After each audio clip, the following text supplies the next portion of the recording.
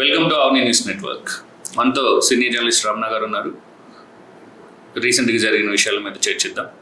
Hello అన్న, నిన్న తమిళనాడు రాష్ట్రంలో ఒక 9 మంది పోలీసులకి ట్రయల్ కోర్ట్ మరణశిక్ష విధించింది. అసలు ఏంటి దాని వెనకాల జరిగిన కథ ఏంటి?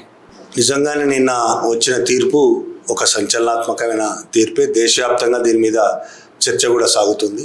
ఇది 2020లో జరిగిన సంఘటనకు సంబంధించిన తీర్పు. 20 అంటే దాదాపు 6 ఏళ్ళు అయింది.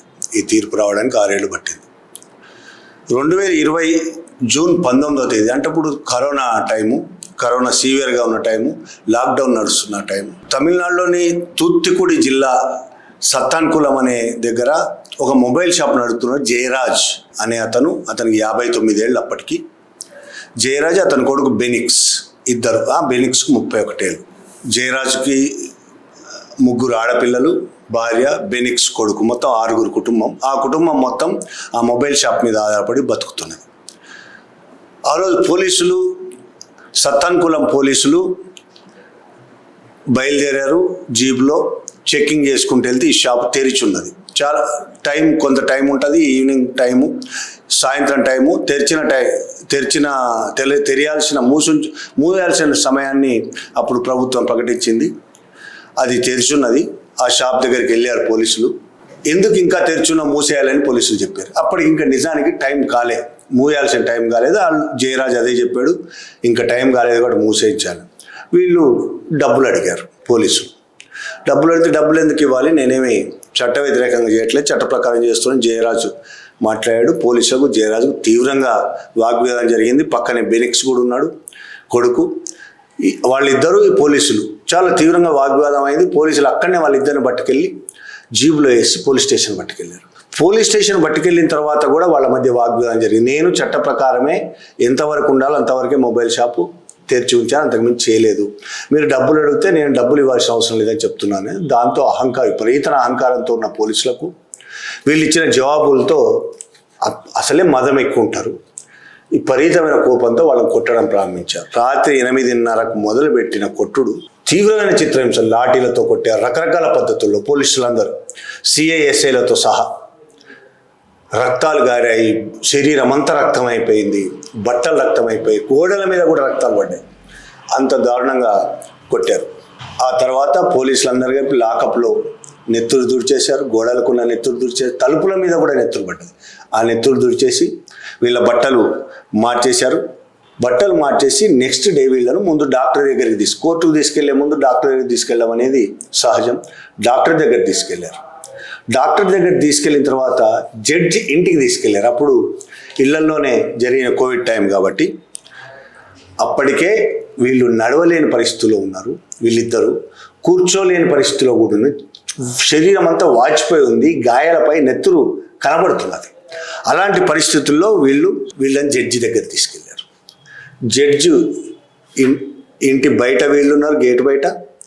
జడ్జి పైనుంచి వీళ్ళని చూస్తున్నాడు తప్ప లోపలికి ఏం పిలవలేదు. కరోనా టైం కాబట్టి లోపలికి పిలవాల్సిన అవసరం లేదు. వీళ్ళని నిలబెట్టి ఉంచారు వాళ్ళు. జడ్జి అక్కడే వాళ్ళు ఏం జరిగింది, వాళ్లకు మెడికల్ రిపోర్ట్ ఏంది అనేది చూడలేదు. వాళ్ళకి ఏం దెబ్బలు తగిలాయా లేదని వాళ్ళని అడగలేదు. ఏం జరగలేదు. వెంటనే రిమాండ్ రాశారు. వాళ్ళని తీసుకెళ్ళి జైల్లో వేశారు. జైల్లో వేసిన తర్వాత జైలుకి వెళ్ళిన తర్వాత వాళ్ళ పరిస్థితి సీరియస్గా అయింది. వెంటనే హాస్పిటల్లో జాయిన్ చేశారు. హాస్పిటల్లో జాయిన్ చేసిన తర్వాత ఇద్దరు చనిపోయారు. మెజిస్ట్రేట్ పేరు, వీళ్ళని రిమాండ్కి పంపించిన మెజిస్ట్రేట్ పేరు డి శరవణన్. ఈ మొత్తం ఇన్సిడెంట్ తర్వాత బయటకు వచ్చిన తర్వాత శరవణన్ మీద కూడా హైకోర్టు విచారణ జరిపించింది. ఎందుకు ఇలా చేశాడు? విచారణ జరిపించుకొని తీవ్రమైన శిక్ష ఏమీ లేదు, మందలించి వదిలేసింది. కానీ వీళ్ళిద్దరిని జైలుకు తీసుకెళ్లారు, సబ్ జైలు అక్కడి నుంచి 100 కిలోమీటర్ల దూరం ఉంటుంది. ఆ 100 కిలోమీటర్ల దూరం తీసుకెళ్లారు. అక్కడ వాళ్ళిద్దరూ 22న బెనిక్స్ చనిపోయాడు, 23న జయరాజ్ చనిపోయాడు. ఈ చనిపోయిన తర్వాత దేశవ్యాప్తంగా తీవ్ర ఆందోళనలు వచ్చాయి. జడ్జి మీద కూడా తీవ్ర ఆరోపణలు వచ్చాయి. జడ్జి కనీసం చూసుకోవాలి, అసలు డాక్టర్ రిపోర్ట్ ఏమి ఇచ్చిండో కనీసం చూడాలి, వాళ్ళని అడగాలి. జడ్జి బాధ్యత. పోలీసులు ఎవరైనా తీసుకొచ్చారు జడ్జి దగ్గరికంటే వాళ్ళని అడగాలి. పోలీసులు కొట్టారా, తిట్టారా, ఏం చేశారని అడగాల్సిన బాధ్యత కూడా మర్చిపోయి జడ్జి పట్టించుకోలేదు. దాంతో తీవ్రమైన జడ్జి మీద విమర్శలు వచ్చాయి, పోలీసుల మీద విమర్శలు వచ్చాయి, దేశవ్యాప్తంగా ఆందోళన వచ్చాయి. తమిళనాడులో కరోనా టైంలో కూడా రోడ్డు ఎక్కారు జనం. దాంతో పోలీసులు ఎఫ్ఐఆర్ నమోదు చేశారు కానీ మర్డర్ కేసుగా నమోదు చేయలేదు, పోలీసుల మీద కేసు పెట్టకుండా అసహజ మరణం అనే కేసు పెట్టేసి ఎఫ్ఐఆర్ నమోదు చేసి దాంతో మరింత సీరియస్ అయింది. పెద్ద ఎత్తున ఆందోళన రావడంతో దేశవ్యాప్తంగా పబ్లిక్ ఒత్తిడి, మీడియాలో ప్రచారం, దీంతో సిబిసిఐడి ఎంక్వైరీ స్టార్ట్ చేయించింది ప్రభుత్వం. సిబిసిఐడి రాష్ట్రానికి సంబంధించిన సిబిసిఐడి ఎంక్వైరీ. ఆ సిబిసిఐడి ఎఫ్ఐఆర్ని మార్చి మర్డర్గా మరిన్ని సెక్షన్లు జోడించి మర్డర్గా డిక్లేర్ చేసింది. అయినా ఆగలేదు ఆందోళనలు, చాలా సీరియస్ ఆందోళనలు కొనసాగుతూనే ఉన్నాయి. ప్రజల ఒత్తిడి తీవ్రంగా ఉంది. రాజకీయ నాయకులు ఏం మాట్లాడట్లేదు, ప్రతిపక్షాలు ఏమో మాట్లాడుతున్నాయి కానీ ఏఐడిఎంకే ప్రభుత్వం అప్పుడు ప్రతిపక్షాలు మాట్లాడుతున్నాయి కానీ పెద్దగా సీరియస్ విషయంగా తీసుకోలేదు. కానీ ప్రజలు పెద్ద ఎత్తున దీని మీద కసితో ఉన్నారు, చాలా కోపంగా ఉన్నారు పోలీసులతో. దాంతో మద్రాస్ హైకోర్టు దీన్ని సుమోటోగా తీసుకొని ఈ కేసును సిబిఐకి అప్పచెప్పింది. ఆ తర్వాత ఈ కేసు విచారణ ప్రారంభమైంది. సిబిఐకి అప్పచెప్పిన తర్వాత దాదాపు 2020 సిబిఐకి అప్పచెప్పారు. 20 జూన్లో మొత్తం ఈ కేసు జూన్ 2020 స్టార్ట్ అయింది. ఇప్పుడు 2026 మార్చ్ వరకు కేసు నడిచింది. ఏప్రిల్ 7 నిన్న కేసు తీర్పు వచ్చింది.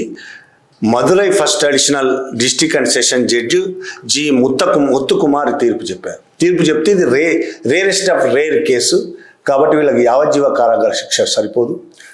ఉరి శిక్షనే, ఒక ఉరి శిక్ష కాదు 2 ఉరి శిక్షలు విధించాడు. ఇది దేశవ్యాప్తంగా ఈ తీర్పు మరొకరిని ఈ విధమైన నేరాలు చేయడానికి భయపడే పరిస్థితి ఉండాలి కాబట్టి ఈ తీర్పు ఇస్తున్నా అని చెప్పాడు. మొత్తం 10 మంది పోలీస్ అధికారులు.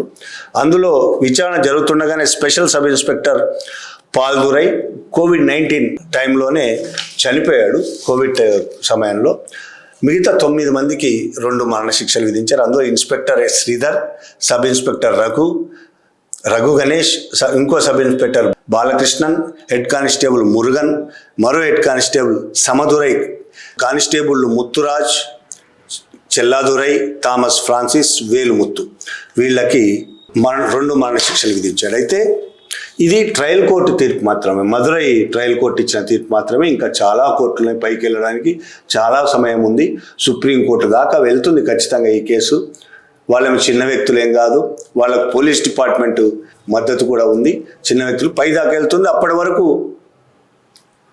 ఈ మరణశిక్షలు ఉంటాయా ఉండవా, చివరి కోర్టు మళ్ళీ కేసు మొత్తం ఏ కోర్టు అయినా మధ్యలోనో చివరిలోనో కొట్టేస్తుందా ఉంటుందా అనేది ఇప్పుడే మనం చెప్పలేం. అయితే అన్న ఈ కేసులో కీలక సాక్షిగా ఒక లేడీ కానిస్టేబుల్ ఉంది అనే విషయం బయటకు వచ్చింది. అసలు ఆమె కథ ఈ మొత్తం కేసులో నిజంగా శిక్ష పడడానికి సిబిఐ కృషి చేసింది ఒకటి, శిక్ష పడడానికి హెడ్ కానిస్టేబుల్ రేవతి ప్రధాన కారణం. హెడ్ కానిస్టేబుల్ రేవతి కనుక ధైర్యం చేసి నిజాయితీగా తన మనసు నమ్మినట్టు ముందుకు రాకపోతే ఈ శిక్ష పడే పరిస్థితి లేదు. ఆ రోజు జయరాజ్ను ఆయన కొడుకును పోలీస్ స్టేషన్ తీసుకొచ్చినప్పటి నుంచి హెడ్ కానిస్టేబుల్ రేవతి స్టేషన్లోనే ఉన్నది. ఆమెకు ఆ డ్యూటీ ఉన్నది, స్టేషన్లో ఉన్నది. వాళ్ళిద్దరిని కొడుతున్నప్పటి నుంచి ఆమె చూస్తున్నది, రక్తాలు గారుతుండగా చూస్తున్నది. ఆమె హృదయం చాలాసార్లు చెప్పింది ఆమె ఇంటర్వ్యూల్లో, ఆమె ఏడుపు వస్తున్నది. ఆమె కొడుతుంటే వాళ్ళ అరుపులు వింటూ ఉంటే ఏడుపు వస్తున్నది. రక్తాలు గోడ మీద చిల్లుతున్నాయి, రక్తాలు ఈయన కొడుతుంటే గోడ మీద చిల్లుతున్నాయి రక్తాలు, తలుపుల మీద రక్తాలు చిల్లుతున్నాయి. ఈమె చూస్తున్నది. మధ్యలో కొట్టడం ఆపి బయటకు వచ్చిన వెంటనే ఈమె మంచినీళ్ళు ఇస్తున్నది వాళ్ళకి. ఆ తర్వాత మళ్ళీ వీళ్ళు కొడుతున్నారు. పొద్దున 3 గంటల తర్వాత కూడా 8:30కు మొదలు పెడితే తెల్లారగట్ల 3-4 దాకా కొడుతూనే ఉన్నారు. చాలా దారుణమైన హింస. వాళ్ళ కసి అంతా ఎన్ని రోజుల కసి, వాళ్ళ ఇళ్లలో ఉన్న కసియా, బయట సమాజం మీద కసియా, అధికారుల మీద కసియా, వాళ్ళు ఆ క్రూరంగా తయారైన ఆ పోలీసులు వాళ్ళని చాలా దారుణంగా హింసలు పెడతారు. 3rd డిగ్రీ భయంకరమైన 3rd డిగ్రీ. ఆ మొత్తం చూసిన ఆమె స్వయంగా తనకు తాను మెజిస్ట్రేట్ దగ్గరికి వెళ్ళి తను ఏమేం చూసిందో మొత్తం చెప్పింది. చెప్పడమే కాకుండా పోలీసులందరినీ ఆమె వీళ్ళు కొట్టింది అనేది కూడా చెప్పింది. అందరి గురించి చెప్పింది. ఆమె తర్వాత ఆమె మీద పైనుంచి పై అధికారుల బెదిరింపులు వచ్చినాయి. ఉద్యోగాలను పీకేస్తామని చెప్పాను, డిస్మిస్ చేస్తామని చెప్పాను, బెదిరించారు. బయట నుంచి బెదిరింపులు వచ్చినాయి, ఫోన్ బెదిరింపులు వస్తాయి, హత్య చేస్తామని బెదిరింపులు వచ్చినాయి, రకరకాల బెదిరింపులు వచ్చినాయి. ఆమె భర్త కొద్ది రోజులు అండర్ గ్రౌండ్ ఉండాల్సిన పరిస్థితి వచ్చింది. ఈ కేసు సాక్షిగా ఈమె మారిన తర్వాత భర్త ఆమె అండర్ గ్రౌండ్ ఉండాల్సిన పరిస్థితి వచ్చింది. ఈ పరిస్థితుల్లో మెజిస్ట్రేట్ కోర్టు ఆమెకు రక్షణ కల్పిస్తూ ఆమె ఇంటి దగ్గర పోలీసులు పెట్టారు. కొంతకాలం ఆమె లీవ్లో ఉన్నది. పోలీస్ స్టేషన్కి వస్తే ఆమెను ఏం చేస్తారు అనే అంత భయంకరమైన పరిస్థితి కల్పించారు పోలీసులు. ఆ తర్వాత ఆమె చాలా టీవీ ఛానళ్లకు ఇంటర్వ్యూలు ఇచ్చింది. ఇంటర్వ్యూలు అంటే ఆమె మొహం కనిపిస్తూ ఇవ్వలేదు, ఫోన్ ఇన్లు ఇచ్చింది, ఫోన్లో ఇంటర్వ్యూలు ఇచ్చింది. ఆమె భర్త ఇంటర్వ్యూలు ఇచ్చారు చాలామందికి, ఏం జరిగింది ఆ రోజు అనేది చాలామందికి ఇంటర్వ్యూలు ఇచ్చారు. అప్పుడు అప్పటి సోషల్ మీడియాలో మిగతా దేశం అంతా ఆమెను చాలా మెచ్చుకుంది, ఆమె ధైర్యాన్ని కూడా మెచ్చుకుంది. అయినా ఆమె నిలబడడానికి ఆమె మనస్సాక్షి ఒక్కటే కారణం. ఆమె చాలా వివరాలు చెప్పింది మేజిస్ట్రేట్కు. మొదటి అంతస్తులో ఉన్న టేబుల్ మీద పడ్డ రక్తం మరకలను మేజిస్ట్రేట్కు చూపించింది. మొత్తం తుడిచేశారు వాళ్ళు. తుడిచేసిన అక్కడక్కడ మిగిలిపోయిన రక్తం మరకలను ఆమె చూపించింది. గోడల మీద తుడిచేసిన ఇంకా మిగిలిపోయిన రక్తం మరకలను మేజిస్ట్రేట్కు ఆమె చూపించింది. అంత ధైర్యంగా ఆమె చేయడం వల్లనే కేసు ఇక్కడి వరకు వచ్చింది. ஆமை மாట్లాడిன మాటలు చాలా ఇంటర్వ్యూల్లో என்னோட மனசாட்சிப்படி நான் வந்து இது சொன்னேன். என்னோட ரிப்போர்ட் இது வந்து நான் எங்கனாலும் சொல்ல, மற்றபடி வேற ஒன்றும் இல்லை. నా ఉద్యోగం పట్ల నిజాయితీగా ఉండాలని అనుకున్నాను కాబట్టి ఇంతగా సాక్ష్యం చెప్పగలిగాను అని ఆమె చెప్పింది. ఆమె భర్త కూడా చాలాసార్లు ఆమె ఆ రక్తాన్ని, ఆ రోజు జరిగిన భయంకరమైన హింసను, ఆ రక్తాన్ని, ఆ టార్చర్ని చూసి భరించలేకపోయింది, నిద్రపోలేకపోయింది. ఇంటికి వచ్చి కొద్ది రోజుల పాటు ఆమెకు నిద్ర లేదు, ఆమె అల్లకల్లోలంగా జీవించింది. ఆమె దాంతోనే మనస్సాక్షికి ఎదురు నిలవలేక ఆమె జడ్జి దగ్గరికి వెళ్ళి నిజాలను చెప్పింది అనేది భర్త కూడా చెప్పాడు. அடியை பார்த்தோன்னே வர்ற ரத்தத்தை பார்த்தோன்னே அவளுக்குள்ளே இருக்கிறதுக்கே மனசு இல்லை. அப்போ நான் இதனால உனக்கு வேலைக்கு என்ன பிரச்சனை வந்தாலும் நான் இருக்கேன் உனக்கு வந்து. அதனால் அன்றைக்கி என்ன நடந்துச்சு அதை அப்படியே சொல்லுவேன். இதே இது வந்து இப்போ இதே பிரச்சனை இதே எப்படி விட்டோம்னா நாளைக்கு எனக்கு 2 பிள்ளைகள் இருக்குது வந்து. இதே என் பிள்ளைக்கு நாளைக்கு வரும்போது நாளைக்கு இதே மாதிரி தான் போகும் வந்து, ஒன்றுமே இல்லாமல் தானே போகும் வந்து. எனக்கு மனசு ரொம்ப சந்தோஷமாக இருக்குது. எனக்கு ஆனால் என் மனைவி வந்து இன்னும் மனசில் உட்காந்துட்டு இருக்கேன் வந்து. இதனால் உயர் அதினால எங்களுக்கு வந்து இது டார்ச்சர் வருமோ, மக்கள் வந்து பிரச்சனை வருமோ, அந்த ஒரு மன உணர்ச்சியில் அப்படி உட்காந்துட்டு இருக்காங்க. ఇలా ఇంత దుర్మార్గమైన, క్రూరమైన పోలీసులు ఉన్న చోట, ఒకే పోలీస్ స్టేషన్లో 10 మంది పోలీసులు ఉన్న చోట రేవతి లాంటి వాళ్ళు కూడా ఉంటారు. మొత్తం పోలీస్ వ్యవస్థ అతి క్రూరంగా, అతి దుర్మార్గంగా, నిజంగా చెప్పాలంటే కొంతమంది హెడ్డింగులు కూడా పెడతారు, రాక్షసులు అని, రాక్షసులకు శిక్ష పడిందని. భారతదేశంలోని పోలీస్ వ్యవస్థ ఇంత రాక్షసంగా ఉన్నా, ఇంత దుర్మార్గంగా, ఇంత క్రూరంగా ఉన్నా పోలీసులు రేవతి లాంటి వాళ్ళు కూడా ఇంకా ఉన్నారు. కాబట్టి ఎంతో కొంత పోలీస్ వ్యవస్థ మీద కొంత మేరకైనా నమ్మకం కలుగుతుంది. ఓకే అక్క, థ్యాంక్ యూ. మరిన్ని ఇలాంటి విశ్లేషణల కోసం అవని న్యూస్ నెట్వర్క్ని సబ్స్క్రైబ్ చేసుకోండి. Thank you.